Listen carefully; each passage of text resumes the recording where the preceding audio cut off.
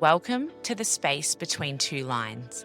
I'm Alex Saunders, and this is a space for real, honest conversations about fertility, pregnancy loss, and the journey to parenthood. Here, we hear the stories of people navigating the highs, the lows, and everything in between.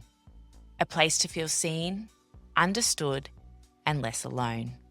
Because every story matters, and so does yours. Today, we're joined by Carolina, who shares her deeply emotional journey through years of secondary infertility. After experiencing recurrent loss, Carolina and her husband were faced with the heartbreaking discovery of an underlying genetic condition. What followed was a long and complex path, multiple egg collections, PCG testing, and 3 IVF transfers, each step carrying both hope and uncertainty. Now, after everything they've endured, Carolina is 20 weeks pregnant with her second baby. Her story is one of resilience, love, and the strength it takes to keep going when the path to growing your family looks very different than you imagined. Welcome to the podcast, Carolina. Thank you so much for being here. Thank you for having me. Did you want to start by introducing yourself to our audience and just telling us what your life looks like at the moment? So, I'm Carolina.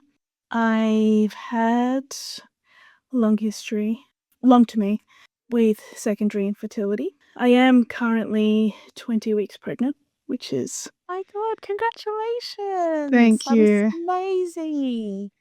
Wow. It's been a long time coming, but yeah. Yeah, which I'm sure we'll dive into throughout this episode. This is baby number 1? 2. Baby number 2, okay. So I want to take you back to baby number 1 and what your life looked like at that point when you made that decision that you were ready to become a mum, and what your preconceived ideas around conception might have been at that point. Sure. So, we go back to 2020 and through lockdown. So, my baby was conceived through lockdown, so technically a COVID baby, if that's they call them. Yeah. He was a happy accident, and we weren't trying specifically. I was on the pill, but I was really bad at taking it, so I won't go into that. I was really naive back then about miscarriages and pregnancy and everything like that, and we were just obviously scared being first-time parents, and we were just excited and scared at the same time. But my pregnancy was really non-eventful, so it was really streamlined, really easy. Labor was the same, was non-eventful. I had natural labor in the public system, so that was really hard in lockdown because they kicked out husbands and partners. And that was really hard because I had him really late at night. He was one at 11-12 p.m. And my husband was allowed for like another hour, and then they said, you got to go. Oh, how awful. Yeah, and first time parent, I was like, oh my God, what do I do? And then I went up to the ward, and the nurse said, hey, I've got 3 C-section mums coming into the ward, so only buzz me if it's an emergency. And in my head, I'm thinking everything is an emergency right now.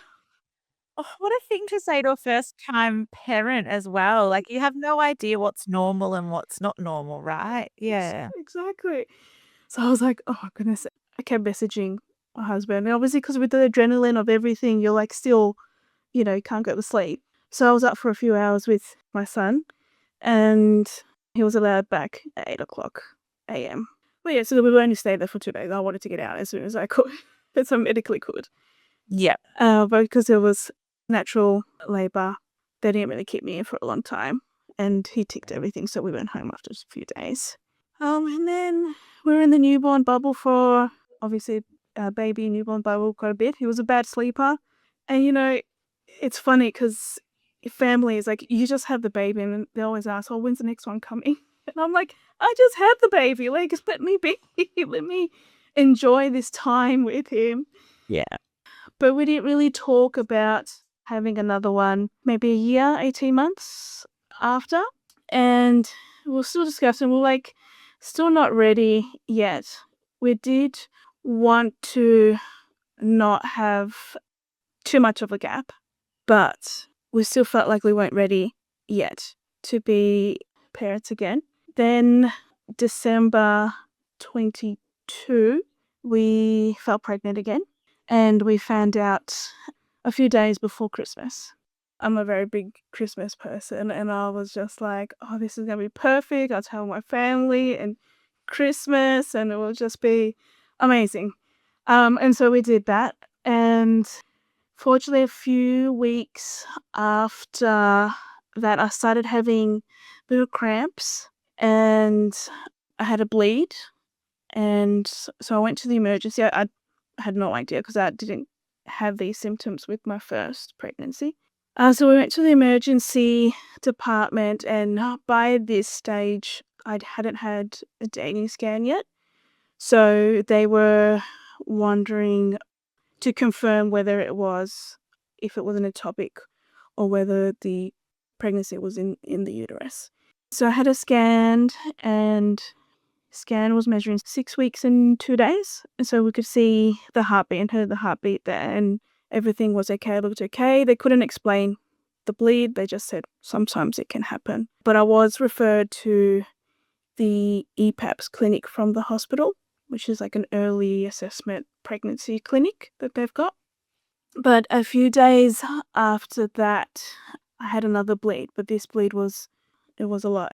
It was tissue as well. And I didn't recognize it. I didn't know what it was.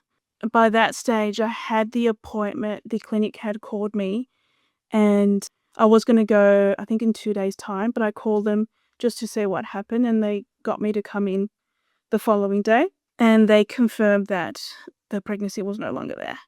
So I had passed the baby in that second bleed.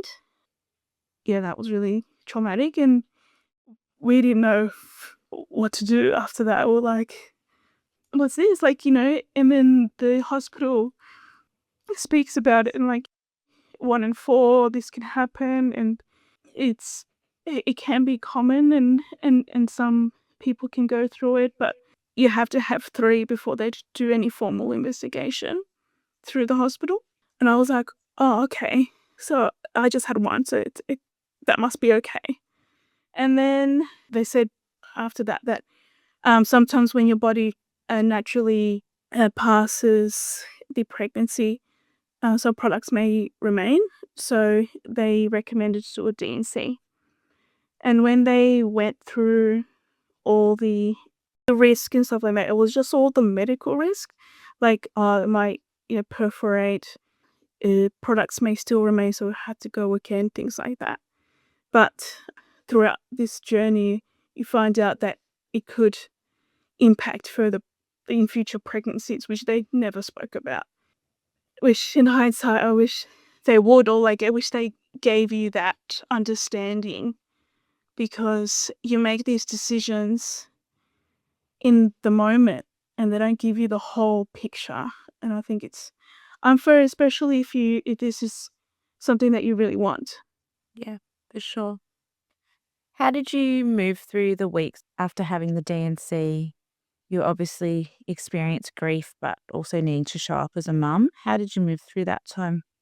Yeah, that was really hard. And my son was just under 2, so he was still like a toddler, needs his mum to be present. And yeah, that was really, and my sister was about to get married, so we were doing all these, wedding stuff for her, and I kind of pushed it to the side and just moved on. I did say to my husband, I don't want to go through that again. Let's get through these next few months. They spoke about if I wanted to go on birth control. I got the marine inserted in the DNC, and then I said, we'll reconvene when we're emotionally and physically ready. Prior to this, have you always had regular cycles? So the first 2 pregnancies, were you tracking ovulation or anything like that? Or were you quite fortunate that it happened for you guys without any tracking? Yeah, I was pretty bad at tracking. Like, I didn't know what to do with tracking, cycle. I did have a regular cycle. It was never an issue in that regards, but I never knew. And both the GP would be like, "Oh, when was your first day of menstrual cycle?" I'm like, "Oh, I can't remember." Like, I had no idea. I just wasn't that person. Yeah, yeah. And then, as the story progresses, I become a type A person for about it. But yes, it's quite funny to look back and to think how naive I was and how blissful those two. You don't know, hey? Yeah, exactly. So at what point were you ready to remove your marina and try again? So that loss was in January 23. By August, we sat down and spoke about it again, and we said, okay, let's do it. He's 2 and a bit. Let's try again. We don't know how long it's going to take, and let's go again. So I got the marina taken out in August-ish, and then August, September, and then I tracked my first cycle in October. And I sort of like want to go with the flow, but I wanted to track, like, I download the Flow app and, okay, this is my first day of my cycle. By December-ish, I was like, okay, it's not really happening. It's only been 3 months, normal, but it's not really happening. I'm going to start delving into the trying to conceive. So I would look up things on TikTok, on Instagram, got onto the ovulation tracking, the strips. Yeah, got some tips online in regards to, some vitamins and making sure I'm taking my prenatals and things like that. Just basic things that you would sort of do. By March, which was 6 months, I wasn't pregnant, so I went to the GP. I know it's still early days, but let's just do some blood tests, some checks and things like that. My GP was like, yes, it's still early days because I was 31, 32, I don't remember. And so he was just like, let's just do a workup. And it was quite, and when I speak to a specialist down the line, that is, my GP did quite a bit of a workup, which was really good in regards because they're not used to getting a lot of blood tests and blood results from a GP because GP will do like maybe one blood test and that's it. But it did quite a thorough for me. And an ultrasound just to make sure, a day 21 ultrasound to make sure everything's, all the what he called the plumbing was right, and did all of that after that appointment and just waited for the results. He said to come back in about 2-3 weeks for everything to come back, and in that 2-3 weeks we found out we were pregnant. Wow.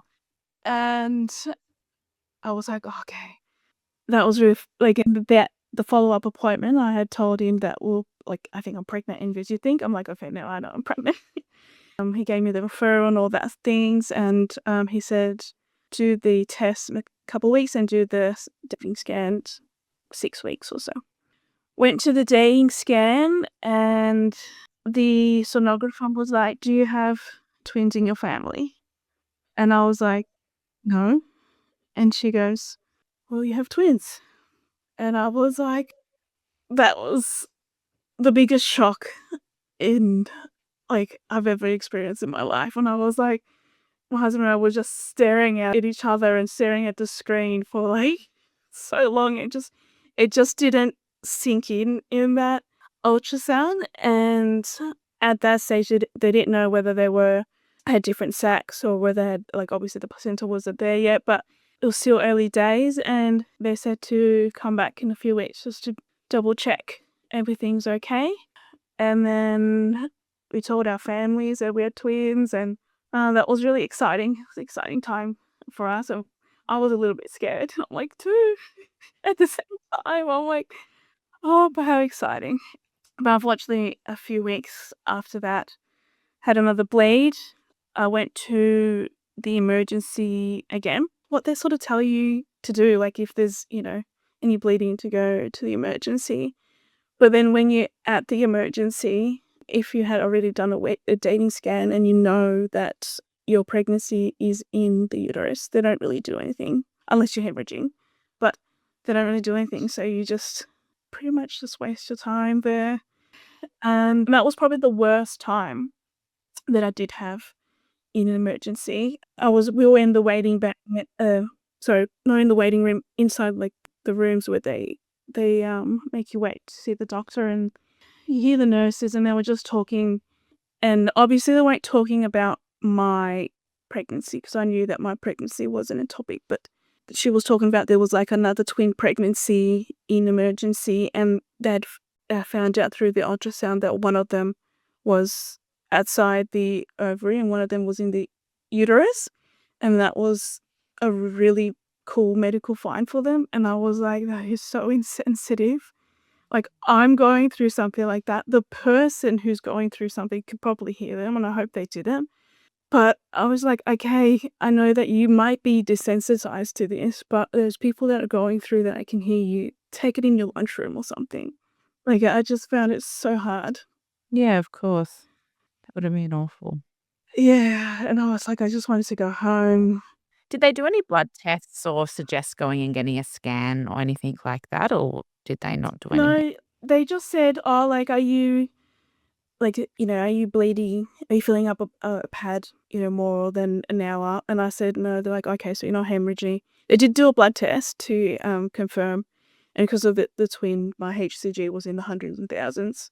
And this was in the afternoon. They said, oh, the sonographer's gone home, so can't really check. We'll just give you the referral to the EPAPS clinic. But then they do that, like, you've been waiting there for 4 hours already. And I'm just like, let me go home. But you can't get to the EPAPS clinic unless you have a referral, which is just how the system is, and it's so infuriating sometimes. Yeah, I think there really needs to be a bit of a change in the system for early pregnancy and the way that you can seek medical help when things like this happen, because you hear these stories so much and emergency just does not feel like the right place to be No. sitting when you're going through this. No, Oh, yeah, absolutely. no. I do appreciate that they do get you into from the waiting room into a bay quite quickly. Like, I've never waited in that waiting room for more than half an hour. But it's just I know that they can't do anything right then and there because it's technically not a medical emergency, but to you, it's the biggest emergency Yeah, of of your course. life. It is, yeah. Okay, so what happened from there? So from there, yeah, they said that the EPAPs called me the next day, but they didn't have an appointment for, like, I think another 2 days, and I couldn't wait for myself, like, I couldn't. So then I just went to, like, a private ultrasound. I just paid for, like, those reassuring scan the following day, and that's when they said there's no more heartbeat for either of them, but they were still there. So I had to wait till I go to the EPAPS clinic, and they said I had the 3 options to wait for my body to pass it through, like last time, to do it naturally. I can take medication to help, or I can do another D&C. Second time around, I was just like, how can this happen? You know, they did say, obviously, with a twin pregnancy, it's high risk. So we just thought, oh, maybe it was just because it was high risk with a twin pregnancy. That's why I had another miscarriage. So knowing how cycles is and things like that, I just thought, just get the D&C and we'll try again. And so went through another D&C, and that was really hard. That was probably the hardest one that I went through. When you go through the D's and C's in the public system, there's no difference in the ward that the C-section people go through. And so you're in little waiting bay, and you're, like, waiting next to the C-section ones. And I remember I was just waiting there. I didn't say anything, and this mom was super excited, and bless her soul, like, it's not her fault. Like, she's excited for a baby, and the nurses were like, "Oh, do you know what it is? Like, do you have a name picked out? Is this your first? Yada yada." And I was just waiting there, and I was just thinking, why me? Like, I wish I was in that position. And when you're waiting to have a surgery, so you're no longer pregnant, next to a mum who's about to have a baby, it's just so hard, so emotionally hard. And I think maybe 10 minutes in, his nurse saw that I was just waiting there, and she came and gave me a hug, and she said, "I'm so sorry. You shouldn't be waiting there." And she took me into the room where they put the cannula in and right before your surgery. And she said, "I'm so, so sorry. We didn't see you there." And that was really, really hard. But the compassion from that nurse just made me feel that little bit better. What a horrible thing to have to go through. So sorry. And I know, like, there can't be a whole separate ward for D's and C's and things like that, but maybe scheduling needs to be a little bit better. Yeah, sure. Can't comprehend what that would have felt like. It been so awful. Yeah. So after the D&C, the EPAP's going to give you a follow-up after the surgery. And they said again, "I'm so sorry about your loss, your second loss, even though it's a twin pregnancy, is technically one loss. So can't do a further investigation because it's still only two. You have to have three in a consecutive row. So if you have a pregnancy, a miscarriage, another pregnancy, that loss doesn't get counted. You have to have three consecutive ones at the time that I was going through this. So I think things have changed up a little bit now. So I said to my husband, let's try again straight away once I get my cycles back. At this time, I took a little bit because my HCG had to go back down to 0. So it took, I think, 2 months this time. And I did say to him, let's get some help. Let's get some, why is this happening? He did think because this wind it might be a little bit high risk, and the first one was just, statistically the one for. He was hopeful that there was nothing wrong. That it was just bad luck, what they call it. But I was like, no, let's just get help. And nothing comes of it, but at least we know that we tried to get some answers. So I went back to the GP and he sent me a referral to an OB gynae. So we went to go see him and he did some workup. Because of my blood tests initially with the GP came back, all my blood results were good. My ultrasound came out really good. And I had no symptoms of anything else. And I have regular cycles. So far, I was okay. So this doctor said, "Oh, has your husband been checked?" And I said, "No, just me." And he goes, "Okay, let's do a workup on him." So he got some sperm analysis and a karyotype blood test that I had already done, which came out normal. And at the same time, we were trying naturally. And he did all that and he said, "Come back in a month." The karyotype takes about 2 to 3 months to come back. But he said, "Come back in about a month for the other results to come back." So we came back to that second appointment and luckily we were pregnant again. So I got pregnant first cycle. So I had my first cycle and we got pregnant with that cycle after the twins. And so before I announced that pregnancy, my sister announced that she was pregnant as well. And my sister, my best friend, and sharing that pregnancy news with her was awesome. And I was so happy. She was, I think, about 6 to 8 weeks ahead of me in the pregnancy. And that was fun time. Because I come from a big family, and so does my husband. So everyone was really happy. And so we went to the second appointment with the specialist, and we told him we were pregnant. And he put me on progesterone, which I was never on before, and on aspirin as well. And told me to come back at 6 weeks just to do like a informal dating scan. Went back. Still, the results from my husband's blood work wasn't come back yet. Did the dating scan in the specialist room and saw the baby's heartbeat. Baby looked fine. It was measuring perfectly.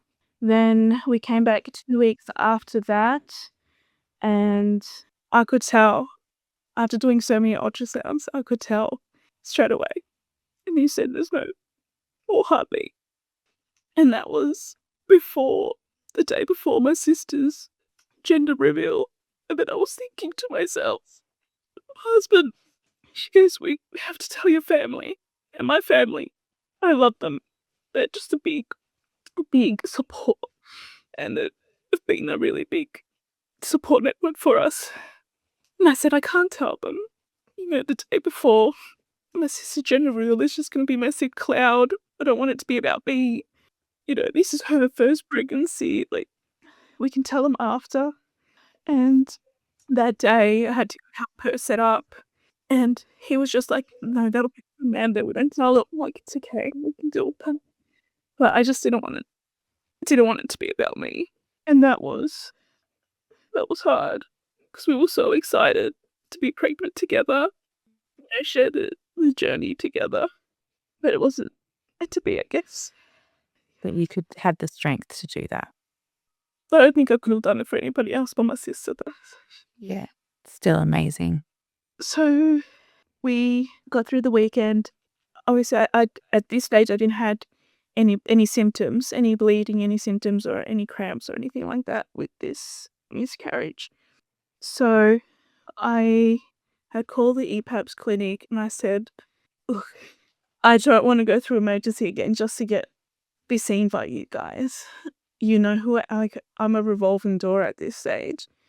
I just, I need to have an appointment with you guys just to double check because they always have to do an ultrasound just to make sure. And they were like, no, you need a formal referral. I did have like a letter from the specialist. And so they said, no, it has to be from like a GP or from the hospital. And this was like a Friday afternoon. And I was like, by the time I call up my GP to get this referral, I'm like, don't worry about it. And I just said, please, like, this is my third one now. Second one, 4 or 5 months, please just. And then, so they said, okay, we'll give you a call on Monday. So I had to go through the weekend, still no symptoms or anything like that. And got the call on Monday and had to go in on Tuesday. And then the surgery was booked again, because in my thought, I was like, well, let's just get a D&C and just try again. At that stage, because I had the 3 miscarriages, they said we could get an investigation by their obstetrics team and through the public system. So the first miscarriage, because I had passed it, they couldn't test it. With the twin pregnancy, I had asked them if I could take them home. So I took them home. And the third miscarriage, we sent it off for testing. So they said they were going to do a follow-up, get some bloods done, and then obviously with the testing of the third miscarriage, they would come back with the findings of that and see what we could do. And obviously, because public system takes a long time to do anything, we carried on with that doctor that I had seen, and then he had called me. So I had the miscarriage in September 2024, and he called me in October saying your husband's karyotype had come back, and he has this genetic condition called Robertsonian translocation. And he goes, with that, I could tell you that this is the reason why you're having your losses. So with having the translocation, it could drive up your miscarriage rate to 50%. So every time you're pregnant, you have 50-50 chance of losing it through chromosome abnormality. My husband has the most common translocation, which is chromosome 13 and 14. What essentially means that he's healthy. He's a healthy person. He's got no other impact to his health other than fertility, because one of his chromosome 13, 14 has merged and become one chromosome. So when you try to have a baby and the baby tries to get mum's 13 and dad's 13, but if they grab the dad's 13 that's meshed with the 14, it means that there's too much chromosomes. Most of the losses, the miscarriages, will happen within the first trimester. So you'll usually in about week 7, week 8, which most of mine were. I got to see I always had a dating scan with all my miscarriages. So they're always like later on first trimester, or there's a small chance that you can have an unbalanced child, which you have a pregnancy all the way, and when they come out, they're really sick, and you usually don't live for a long time. How was that to hear? That was really hard because we were battling for so long for some answers. Like at the same time, we finally had an answer as to why. Like, it wasn't just bad luck, because I heard that so many times. Like, oh, it's just bad luck. Your miscarriages are just bad luck. But now we had an answer. But now we didn't know what to do with it. Did they give you any direction on what your best pathway would be? Did that mean potentially IVF to help mitigate that, or? Yeah, so I think I did miss a step. So in between my third miscarriage, I wanted to go see a fertility specialist who's now my doctor. And I had a first appointment with him, and he was really thorough, talking about all my losses. And at this stage, we still hadn't had that karyotype from my husband, but he still wanted to do more further analysis on his sperm, because I think he just did like a sperm analysis, but not DNA fragmentation or anything like that. So he wanted to do that. He said I didn't need any more testing because I had quite a bit of testing done on me.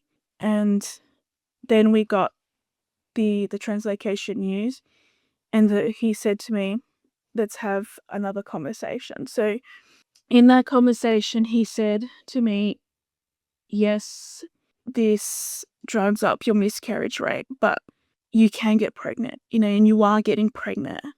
And he said to me, the words in my mind was like, your uterus is so desperate to be pregnant that it just keeps getting pregnant, but with just the wrong embryo.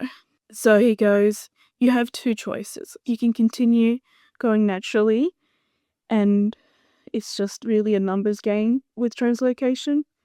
A lot of people stick to the natural route and suffer through the losses. And, I did have a live birth. I did have a baby in the first one, and he's just a blessing and a miracle on himself. But I said to him I couldn't handle more. And he goes, you can do IVF. But with IVF, you have to do PGT testing, the PGTSR, which looks at the structural rearrangements, the chromosomes. So we said, okay, that was end of October, early November-ish, that in 24 that we decided to go ahead with IVF. And because I was still tracking my menstrual cycle, and they were a little bit weird after all the D's and C's and things like that.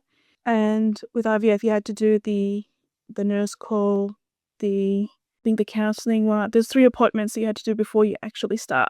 So by the time all that happened, got signed off, all of that was December. Like we did that in November, and then I was just waiting for my cycle. And I think because of the Christmas closure, you had to have it between early December. There was a cutoff, and based on the app, I wasn't gonna get in the cutoff. And I was like, you know what? Let's just start in the new year, take a bit of a break, and then we'll start in the new year with a cycle with IVF. So we started IVF in January 2025, and he just put me on a stock standard stim cycle, GoNoF, and then I'll get Organitran, and then just a trigger. And on that egg collection, I got 15 egg collected, 14 were mature, and 10 fertilized. And then after the fertilization call, because I'm with Melbourne IVF doesn't call you until the day 5. And then I was like looking, obviously TikTok. I'm well into TikTok with IVF TTC journeys. And I was waiting for this day 3 call. And I'm like, where's this day 3 call? But Melbourne IVF doesn't do that. So then by the 5th day, I didn't get called day 5. I got an email on day 6 saying that I had 5 embryos. And they biopsy and they froze. So for 15 eggs, had 5 embryos. Because we had to go through PGT testing, I don't do fresh transfers. So they were just waiting, and the PGT testing took about 2 weeks to get back. And from there, the genetic counselor called us, and we got, from the 5 embryos, we got 3 that were normal, that were able to use, 1 mosaic that had to be retested, and 1 that had an extra chromosome, I think of 14, trisomy 14. So we decided to do a transfer in March, and we did like an OI, frozen transfer. So it was on GoNote, but it was like really minimal, and then did the trigger, and that was my first transfer, and that was a complete fail, and that was end of March. So the follow-up fertility specialist was like, okay, I really thought it was going to work, but before we do any more transfers, let's have a look at your uterus environment, because everything else looks good. And now we've taken the chromosome abnormality out. It should have worked. So let's look at your uterine environment. So he did a biopsy, and it came back with that I had chronic endometritis. Okay. Would you like to just explain what that is for anyone who might not know, including me? So chronic endometritis is like inflammation inside your uterus. They don't have a specific causation of it. There could be a number of things. My specialist seems to think it might be my multiple D's and C's that could have caused this. Again, they didn't tell me the risk of that. But yeah, it's easy treatment of just antibiotics, but it can be persistent. So did my round of, and he goes, I don't want to do a transfer until we treat this. So then 2 weeks that, and then he wanted to do a rebiopsy, and I was just thinking, okay, so I've got 2 on ice plus the mosaic, and they had retested it, and they said that it was able to be used, but mosaic is treated as like a last resort embryo. So I was thinking, in the long run for me, and a thing that stuck out to me most with what my fertility doctor said, like in the question of how many kids do you want, he always says, in 20 years time, what does your table look like at Christmas? And I was thinking, it's been such a journey to have this second child, but I hope that I can have more than just this second one. So say with this too, now that one has failed, we need to make more embryos. So I had asked him, can we do another stems, and while I'm under, you can do another biopsy? And he goes, yeah, that's cool. We can do that. So April, what was it, April? Yeah, I think it was April. We had done another egg collection, and this time I had 14 eggs. Same, because you said that was great results. So we'll do exactly the same. So this time I had 14 eggs, so 1 less, 12 mature, 10 fertilized, the same fertilization rate as the first one. This time on day 6, I had 7 embryos. Yeah, that made it. And I was shocked. I was expecting, because of the same fertilization, I expected the same embryos, but 7, that was great. Then PG tested those, and the genetic counselor called us again and said 4 of them were chromosome normal, so they were able to use. Again, another mosaic, and then 2 that were chromosome abnormal. So they had to discard those. So now I had 6 on ice and the 2 mosaic, but still couldn't do any transpose until they came back with a biopsy. So I got the results for that, and I still had the endometritis. So he put me on another set of antibiotics, and he said this should be all right. And then after this, he goes, tell me when you're day 1 and then we'll do another cycle. But at the same time, by this stage, the genetic counselors, so because we have a genetic problem, we meet up with genetic counselors and they talk about us, the genetics reason why, the chromosomes and all that stuff. So they had called me to say that now that we have 6 embryos, 6 plus 2, the 8 embryos altogether, we were able to do carrier mapping. So we know that these embryos have the normal amount of chromosomes, but we don't know if they carry the translocation or not, because ribosomal translocation is most of the time hereditary. So they couldn't do that with only having 2, but we're now having 8. They could do carrier mapping, but it does take about 6 weeks for it to be all mapped out. And we needed my husband's parents to get their DNA profile as well to figure out who it came from. It creates like the big profile and all that stuff. So after the first embryo transfer failure, I said to my husband, I've had enough. Like, I need to do something to look forward to, because we thought that IVF was going to be our savior, it was going to work, and I thought the first transfer was going to work. So we booked a big holiday to go and take my son to Disneyland, because I'm a big Disney kid myself. So in that, we had booked it to go in August. So we actually said to the genetic counselor, we will do it because it's not really wasting in your head. You're all about cycles and you're always living in this 2-week cycle. So I was thinking, we're already going away and we're not going to do a transfer before that or in between that. So let's just do this carrier mapping while we wait anyway. So we did that, organized that, and we got the results just before we were able to do the second transfer. So we got the result and it was literally 50-50. 50% of the embryos had the translocation and 50 of them didn't have the translocation. So they don't discard them because they're like my husband, a perfectly normal human, but will just have this issue with fertility later on in life. And that's a decision that you have to make, whether you want to transfer them or not, but they don't discard them. So we put a hold on the translocation ones, and the priority ones are the ones that don't have the translocation. So we went on a big holiday and that was amazing. It was a good little reset for our family. And we came back and did our second embryo transfer.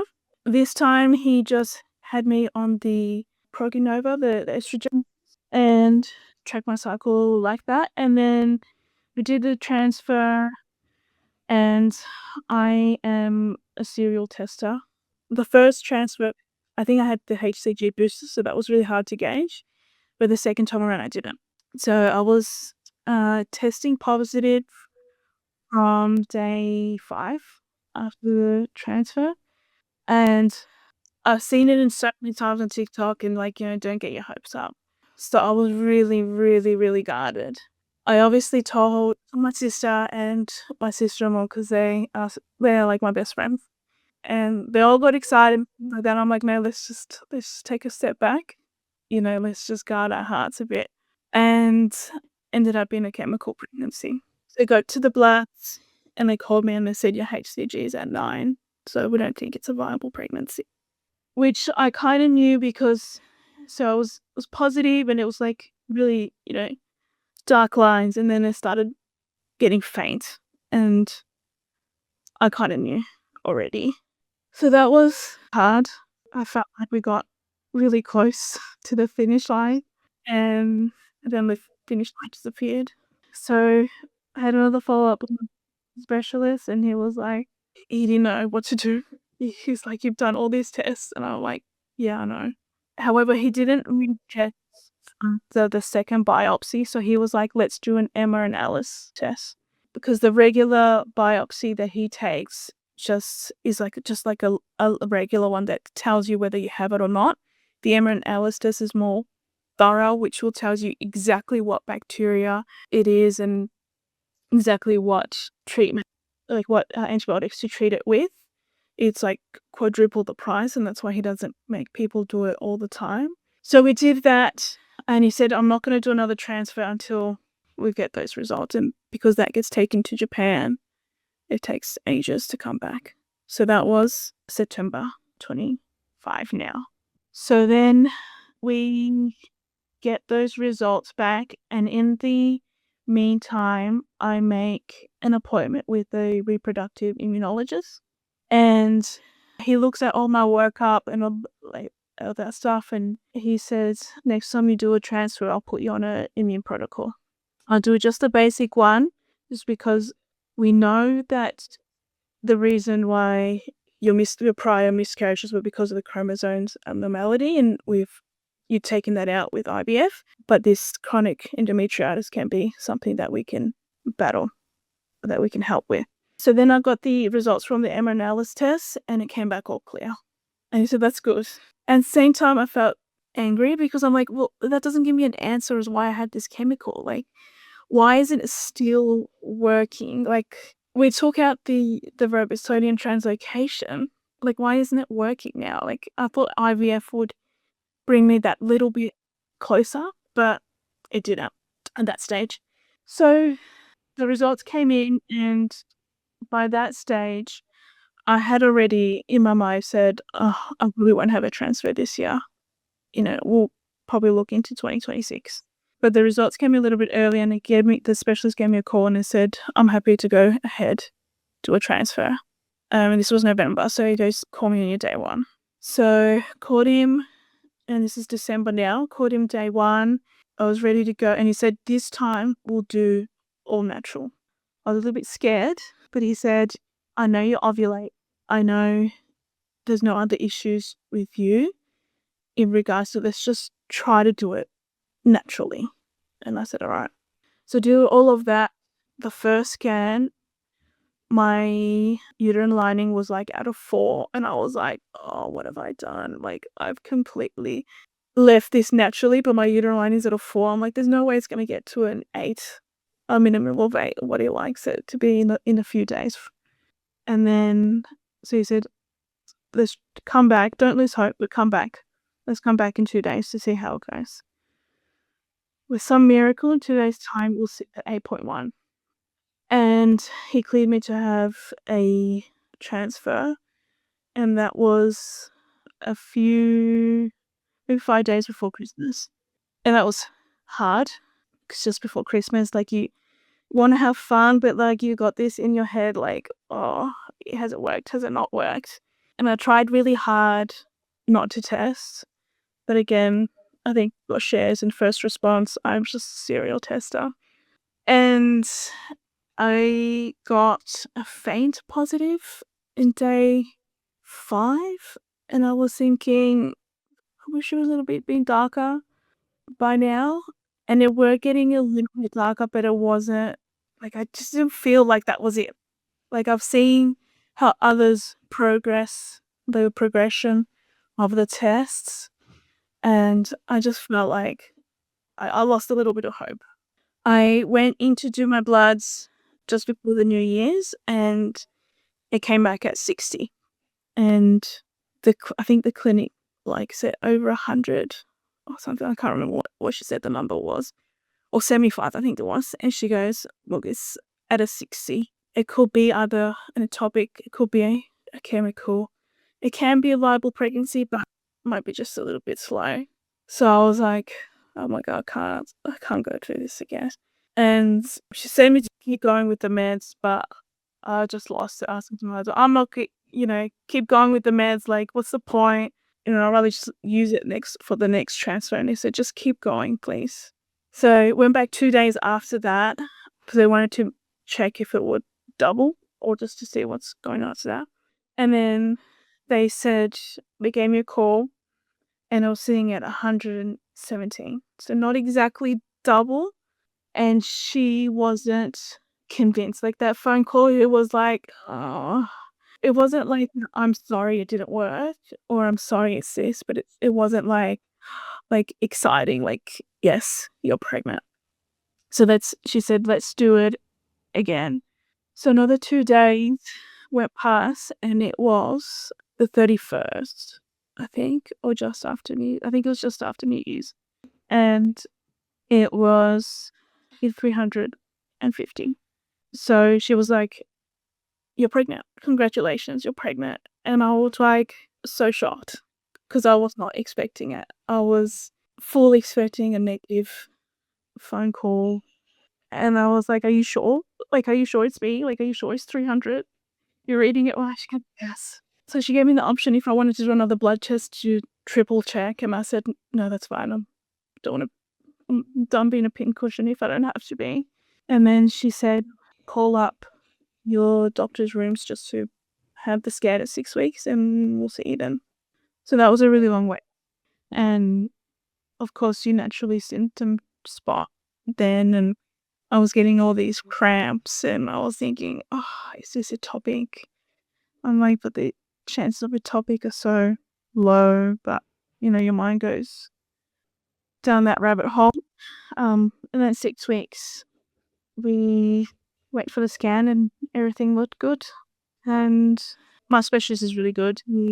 He's a specialist, but an OB, so I've continued with him throughout. And he said usually, after 6 weeks, then you come back at 10 weeks and then you choose to stay on as an OB, but you can come here every week if you want to. And so I did go weekly just to scan to make sure that everything was looking good. And so far it's been really good. He did say from the 13-week scan, he wanted to start measuring my cervix because of my multiple D's and C's. Some people can have incompetent cervix after that, which is another risk that I talk to you about. Yeah. So he's been scanning them since 13 weeks. And before that, he used he said, "I'll scan you from 13 weeks after 24. But he's been scanning me since then. And he said it's sitting at a 4. So it's perfect. So he goes, "I won't have to measure you again," which is really good news because I was really scared that would happen. That's so, great. Obviously, you've been on such a huge journey, but, it's just so nice to hear that, you're sitting where you are in pregnancy, and I'm sure it probably hasn't been an easy pregnancy for you because of everything you've been through. I can't comprehend the level of anxiety you've probably felt, but it seems like you've had great support to help you through that. So, yeah, it's just a huge journey, and, I can't even comprehend what you've been through, but it's really nice to be able to hear that, there is a healthy baby growing inside you, which is really special. I guess just wanna ask, how have you managed to move through this pregnancy? Because you've been through so much, is there anything that you've lent on to just kind of try and get you through those weeks, or have you just taken it week by week? And then after that, I just wondered if you have any advice for anyone who might be moving through a similar journey of recurrent loss. Anxiety takes a massive, massive part in this pregnancy because I just think, "Oh, what's this cramp? What's this nudge? What's this? Like, what does this mean?" And I think I've just taken it day by day, week by week, leaning on my husband and family. I'm so, so lucky that I've got big support with my family. They've been so great. And my fertility specialist he's good. He just lets me come in whenever I want to just to see the baby, and that gives me peace of mind. If I had gone through the public system, I don't think I think I could cope with that. Any advice? Be an advocate, I guess. I just pushed for to get somewhere. Even though I would not be in the timeline, I went to go get some results or some answers to get the blood work done before the actual timeline where people tell you to get help. We would still be waiting, I guess.